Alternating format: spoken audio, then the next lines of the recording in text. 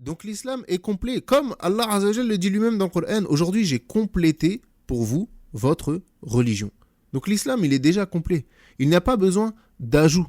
Et la preuve de cela, c'est que l'islam, il est tellement complet qu'on nous a même enseigné le comportement à adopter lorsque l'on fait nos besoins.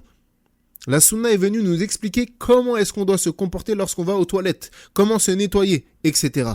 Et penses-tu vraiment qu'Allah te préserve, qu'on va nous mentionner, nous apprendre comment faire nos besoins et qu'on ne va pas nous mentionner de célébrer la naissance du prophète sallallahu alayhi wa sallam si cela avait été un bien.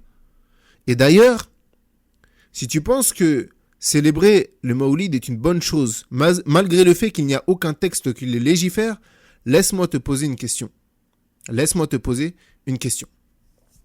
Est-ce que le prophète sallallahu alayhi wa sallam avait connaissance que célébrer sa propre naissance était un acte de bien?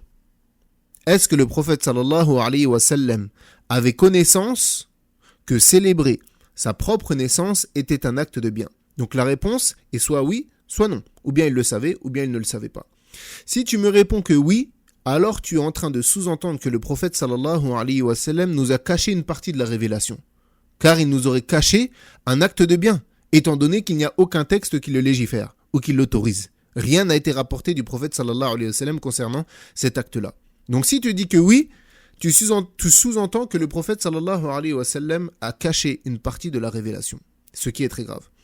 Si tu me dis que non, il n'en avait pas connaissance, alors laisse-moi te demander comment est-ce qu'une personne autre que le prophète sallallahu alayhi wa sallam peut avoir connaissance d'une chose dans la religion d'Allah subhanahu wa ta'ala alors que lui-même n'en a pas connaissance.